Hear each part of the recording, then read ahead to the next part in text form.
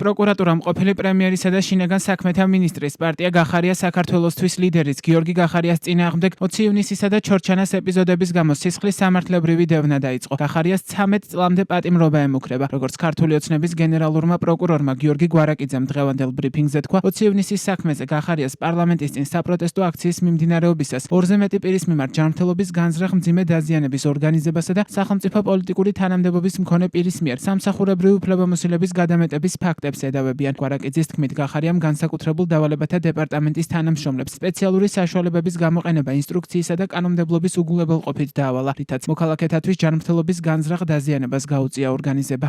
საქართველოს ყოფილი პრემიერ-მინისტრის გიორგი გახარიას მიმართ სისხლის სამართლებრივი დევნა დაიწყო. 2019 წლის 20 ივნისს საღამოს საათებში თბილისში რუსთაველის გამზირზე მიმდინარე თავდაპირველად მშვიდობიანი დემონსტრაცია ძალადობრივ აქტივობებში გადაიზარდა.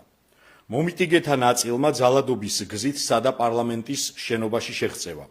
მათ დაიწყეს პარლამენტის შენობის წინ განთავსებული სამართალდამცავების მიმართ ძალადობა. სხვადასხვა ნივთების გამოყენებით მათზე თავდასხმა, მათი ნივთების დაზიანება და განადგურება. მაშინდელმა შინაგან საქმეთა მინისტრმა გიორგი გახარიამ განსაკუთრებულ დავალებათა დეპარტამენტის თანამშრომლებს ინსტრუქციისა და კანონმდებლობის უგულებელყოფით დაავალა სპეციალურ საშუალებათა ერთობლივად პარალელურ რეჟიმში გამოყენება. ყოველგვარი გაფრთხილებისა და აქციის მშვიდობიანი მონაწილეებისათვის ტერიტორიის დატოვების შესაძლებლობის მიცემის გარეშე, რითაც ორგანიზება გაუწია მოქალაქეთათვის ჯანმრთელობის განზრახ დაზიანებას. შედეგად სპეციალური საშუალებების, მათ შორის რეზინის ტყვიების ერთობლივად გამოყენებით ათეულობით მოქალაქემ მიიღო სხვადასხვა სახის დაზიანება.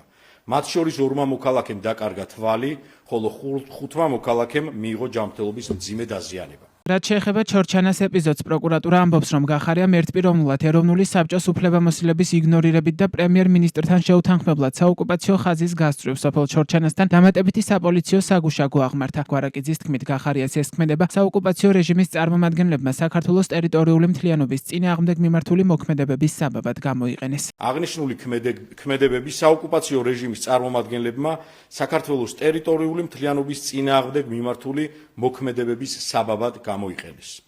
კერძოდ 2019 წლის 5 სექტემბერს ცხინვალის დე-ფაქტო რეჟიმის უკანონო შეიარაღებულმა ფორმირებებმა სიმაღლებები დაიკავეს საქართველოს ხელისუფლების მიერ კონტროლირებად ტერიტორიაზე.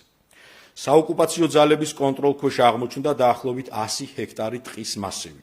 ადგილი ჰქონდა სხვადასხვა უკანონო აქტივობებს, მძიმე სამხედრო ტექნიკის გადაადგილებას დასახლებული პუნქტებისაკენ. რამაც მხარეებს შორის შექმნა შეიარაღებული სამხედრო კონფლიქტის რეალური საფრთხე. ოკუპირებულ ტერიტორიაზე დამატებით მოექცა ხაშურის მუნიციპალიტეტის, სოფლების, ყობისა და წნელისის მკვიდრთა საცხოვრებელი სახლები. აღნიშნული ქმედებით გიორგი გახარიამ განზრახ გადაამეტა მისი სამსახურეობრივი უფლებამოსილების ფარგლებს, რამაც საზოგადოების და სახელმწიფოს კანონიერი ინტერესის არსებითი დარღვევა გამოიწვია. გიორგი გახარია უკვე რამდენიმე თვეა საქართველოში არ იმყოფება, ის გერმანიაშია, სადაც სავარაუდოდ თავშესაფარი მიიღო. პროკურატურა სასამართლოს მის მიმართ აღკვეთის ღონისძიების სახით პატიმრობის გამოყენების შუამდგომლობით კანონით დადგენილ ვადაში მიმართავს.